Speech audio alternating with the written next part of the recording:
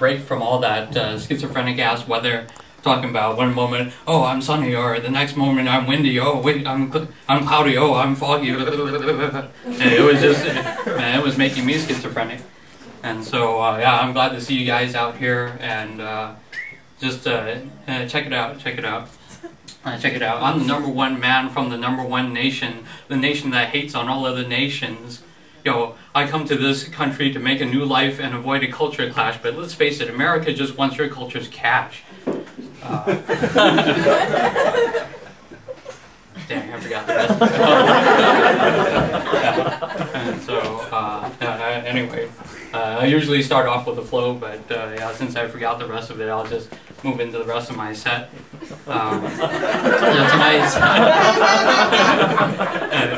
Tonight I'm going to be talking about immigrants, and yeah, basically I'm going to be talking about FOBs. That's FOB, standing for Fresh Off the Boat.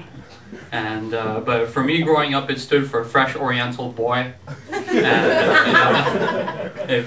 I grew up in high school in the 90s, and there were these guys out in front of the school, Chinese guys. They had on their pea coat, their khakis, dress shoes. They had really long bangs with brown tips.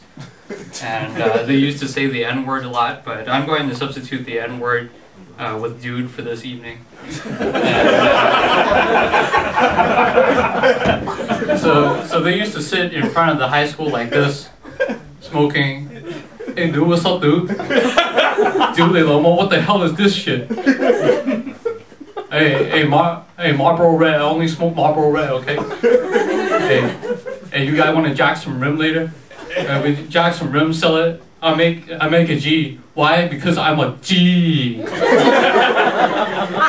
And so yeah, these guys would stand around trying to look really hard and everything. They would, and then at the end of the day, they would go home. They would walk in talking about shit. Nobody can tell me shit. Nobody can tell me what to do. And then they get right to the doorstep of their house, and then they have to take off their shoes because their mom told them to.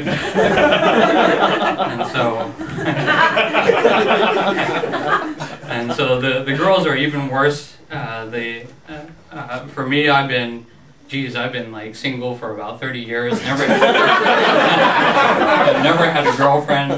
Never anything. Not even like, you know, a booty call or anything like that. And like a friend of mine said, "Hey, Warren G, why don't you go down to City College and try to talk to some of those immigrant girls, yeah, just look for the ones that have the H-1B visas." And I was like, H1, I don't want to have anything to do with anything that says H1 in it. And he said, no, H1B visas. Like, I mean, these girls are so desperate to get into this country that they will marry even you. And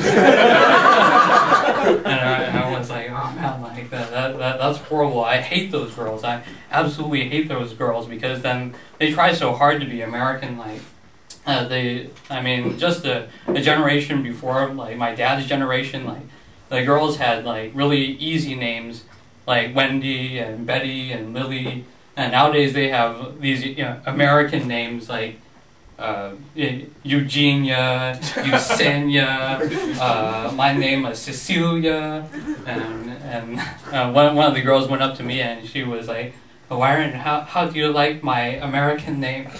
And I'm like, "Honey, you can't even pronounce your American name." In fact, 80% of Americans can't pronounce your American name. I'm pretty sure there are some Latinos out there that could pronounce it. And so, yeah, speaking of Latinos, I work at a... All right. I work at an automotive dealership, and we have the car wash and detail area. And you know that yeah, when it comes to car wash and detail, you know, nobody can do it like a Mexican. And so yeah, immigration came through, and yeah, pretty much our whole workforce was deported in one day. And yeah, it was really sad. And the managers, they were sitting there and they were like, "Damn, what are we gonna do? I mean, we've got Warren, and he works pretty much for peanut shells, and so we've got one guy to wash cars, but what about the rest of us? And I was like, yes, now the managers will finally be forced to do something. You jerks, like they always go up to the Latino workers and they're always like, amigo, excuse me, amigo, I needed to have this done about 2 hours ago.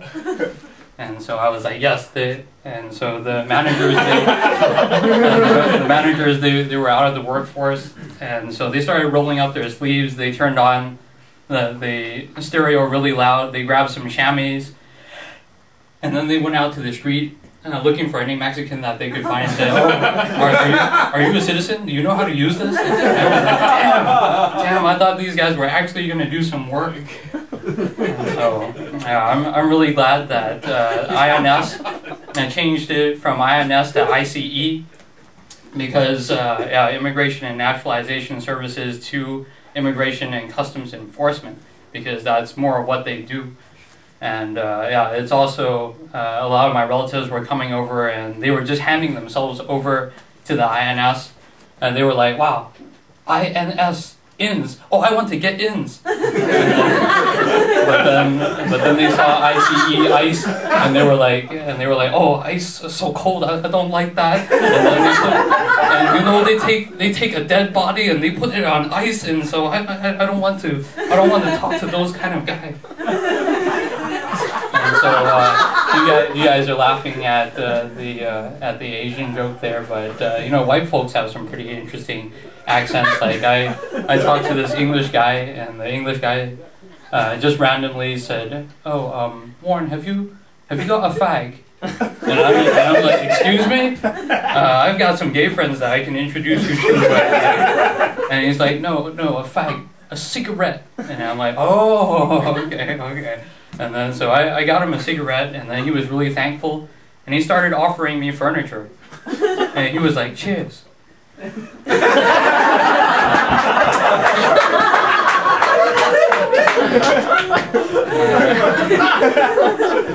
said, "Cheers, do you want one as well?" And I was like, no, I already have enough chairs in my 12 by 14 apartment. And so, yeah, that's all for me, guys. Thank you very much.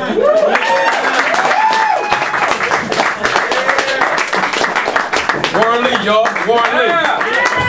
Be somebody, baby. Be something.